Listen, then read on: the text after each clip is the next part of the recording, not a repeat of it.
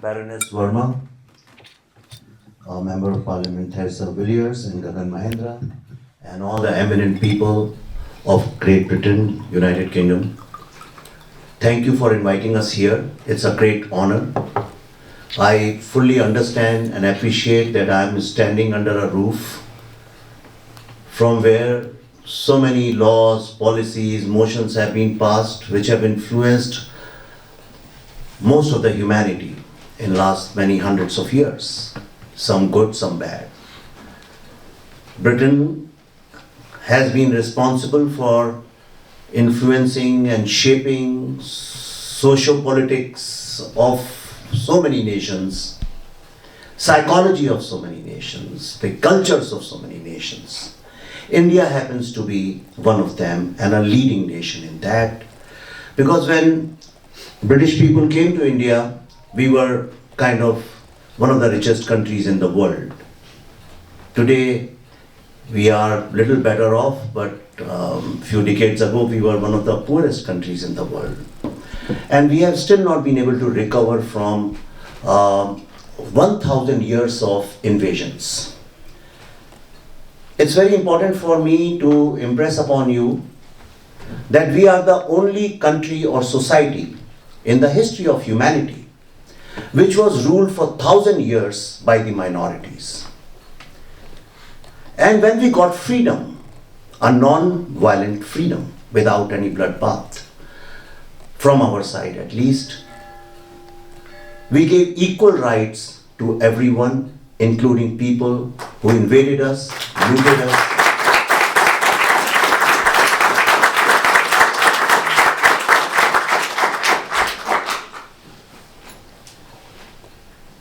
We have been a free country for last 75 years, almost. This year is the 75th year. It's a long time. One generation gives the baton to the new generation. And you'll find the new generation of India is ruling the IT world everywhere on the globe. Not only that, I don't exactly have the statistics, but I was reading to Baroness Verma before I came here, that Indian diaspora contributes to almost 7.5% of the total GDP of Britain. And all the 100,000 plus companies contribute some 30-40 billion US pounds, which is huge. 7% of GDP is huge. So our contribution has been continuous for so many hundred years. It's not stopped as yet. But the point I'm trying to make is that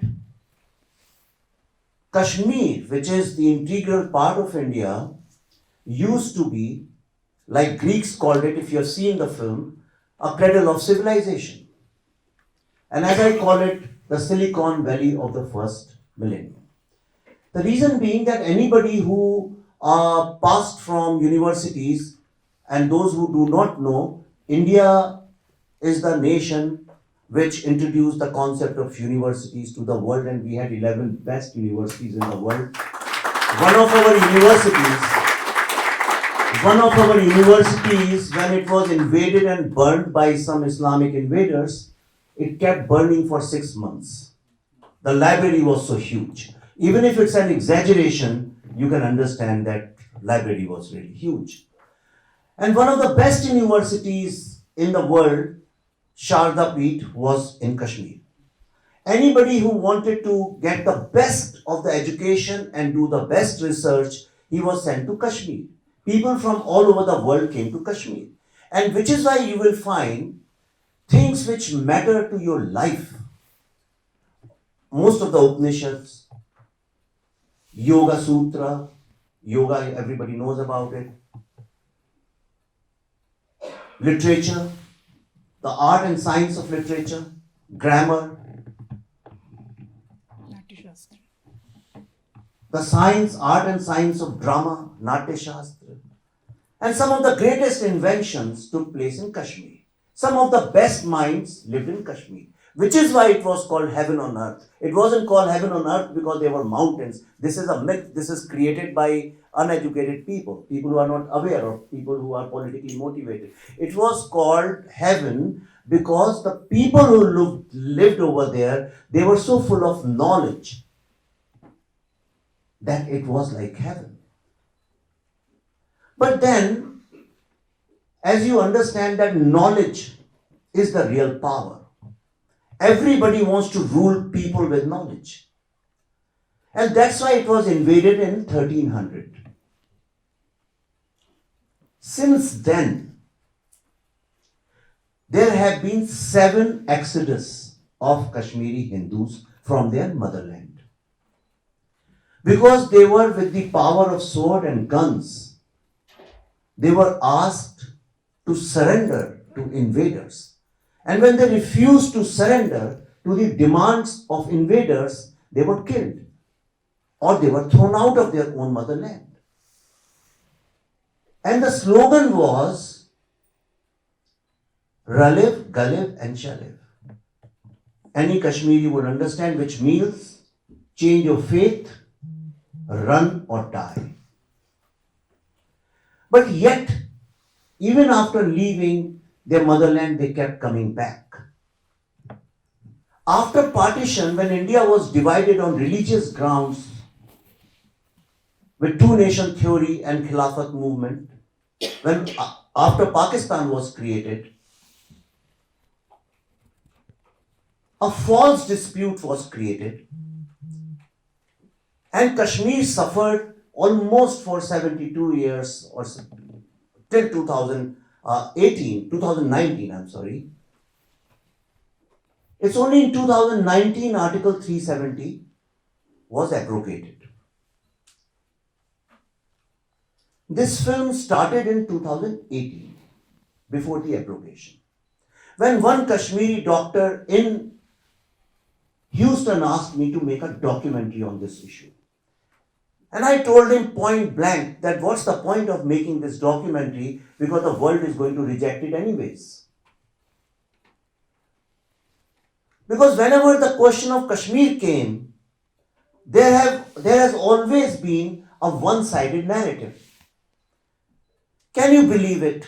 Just to give you an example, there are more than 8 to 10 big budget blockbuster films have been made on Kashmir conflict. And the topmost actors and stars of India have acted in them. They have been made by internationally recognized directors. They have been produced by the topmost production houses. But all these films which are made on Kashmir conflict, all of them are set in the period of mid-80s to mid-90s. Not even one of them mention the word Kashmiri Pandit or Kashmiri Hindu or discuss Kashmiri genocide. It's not that their intentions were wrong. It's not that they have any political agenda. I want to give them benefit of doubt, and I want to believe that most of them are creative people, have no political agenda. But our minds are conditioned in such a way that even I, before 2018, had no idea what exactly happened in Kashmir. Because any voice which wanted to talk about it was suppressed. People were killed. JKLF, Yasin Malik, you just saw, the leader of JKLF, their headquarters is here in London. They shot people. Anybody who spoke about the genocide.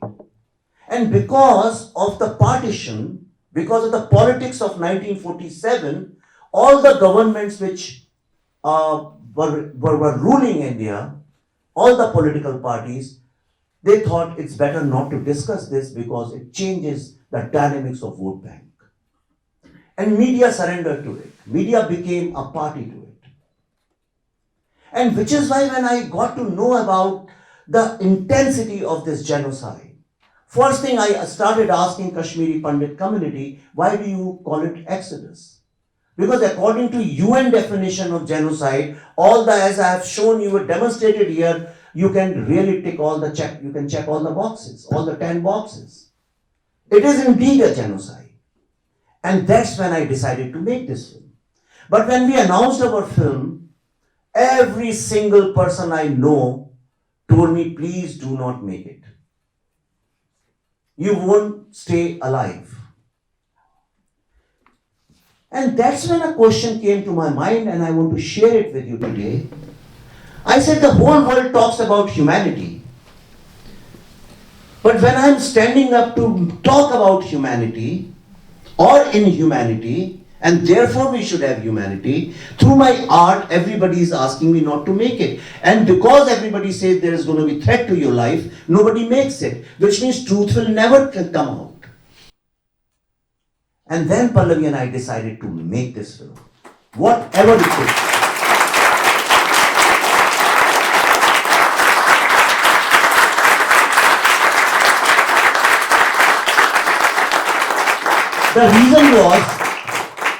The reason was because I am a great believer of Shiva and Saraswati. And it's important for me to mention it here. When the whole world was killing each other, thousands of years back, when we were barbarians, when there was a tribal consciousness everywhere and people were killing each other saying the other person is an evil. If you're not from my tribe, you're evil, therefore I should kill you. At that time, this philosophy of Shaivism evolved in Kashmir, and that philosophy in one word simply means oneness. You ask a great sage who believed in Shaivism, and a BBC correspondent went there, took about a couple of hours of his time to interview him, Maharshi Ramanna, and it was supposed to be a long interview. The first question was, so Maharshi, what do you think, how to treat others? And he said, there are no others. And the interview was over. Because there were no further questions to be asked. How do you talk about Hindu-Muslim issue or Hindu-Christian or Muslim-Christian issue, and how do you talk about caste if he says there are no others? The whole debate of humanity rests on only one concept, which is oneness. And it comes from Kashmir. Second is Saraswati. Saraswati is a goddess of wisdom, education, music, art, anything which is beautiful in this world, anything which holds us as a society, anything which gives us culture and diversity. She is the goddess of that diversity. And I greatly believe in these two things. And I said, even if we have to lose our life and all our money and every friend, it is our duty, this is our life's purpose. And I am happy, and I must tell you, I am so happy that this film gave me the purpose of my life.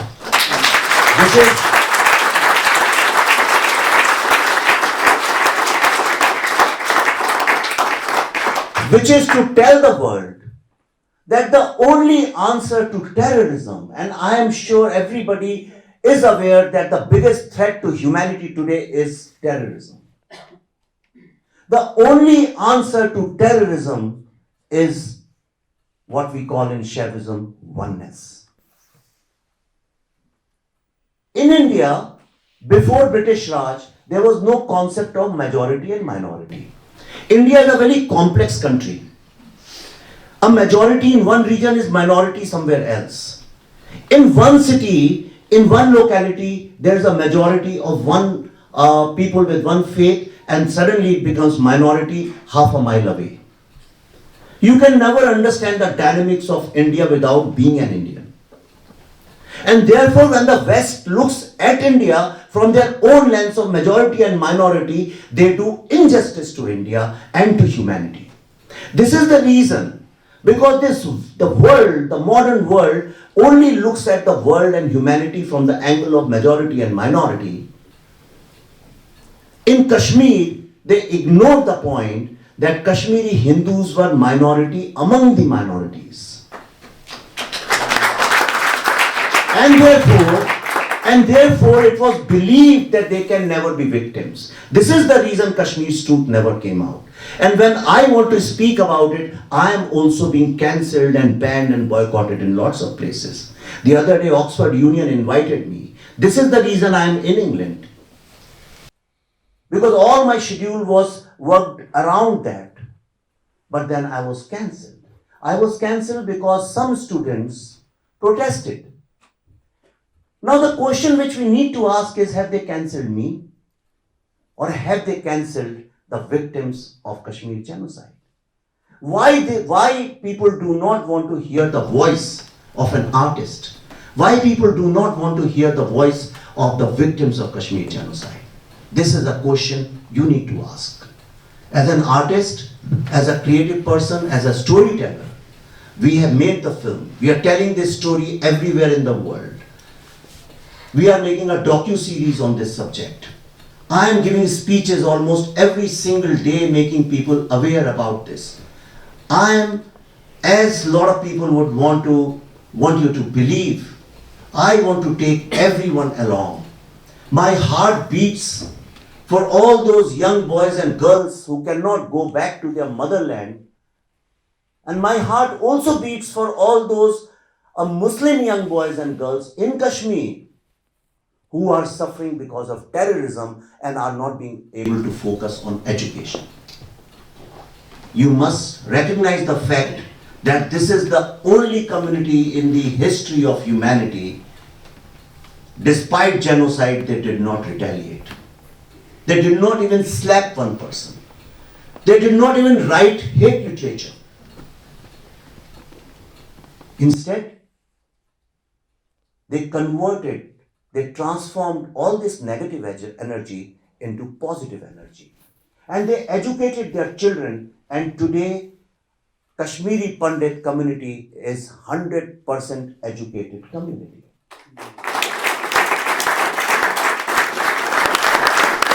I want the world to know the power of education, the power of diversity.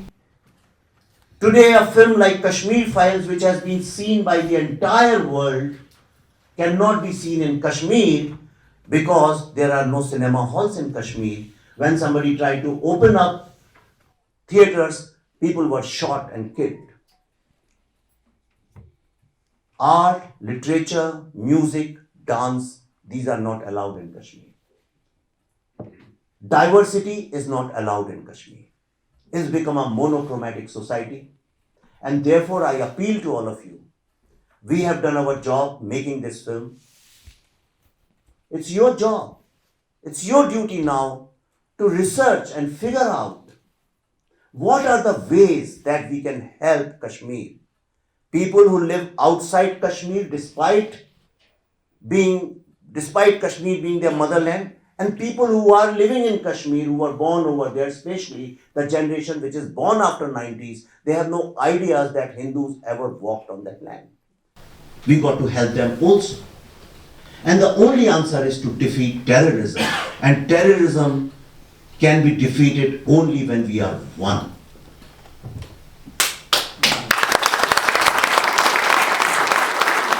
There is a fatwa issued on my name.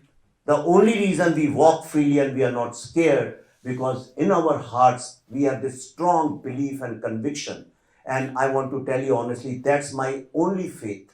That's my only religion, that I believe that all of us are one. And I request you to take a pledge that next time when you meet anybody from Kashmir, Kashmiri Hindus and Pandits especially, have empathy for them. Listen to their story before you pass judgments. That will be your biggest service to humanity. Thank you very much.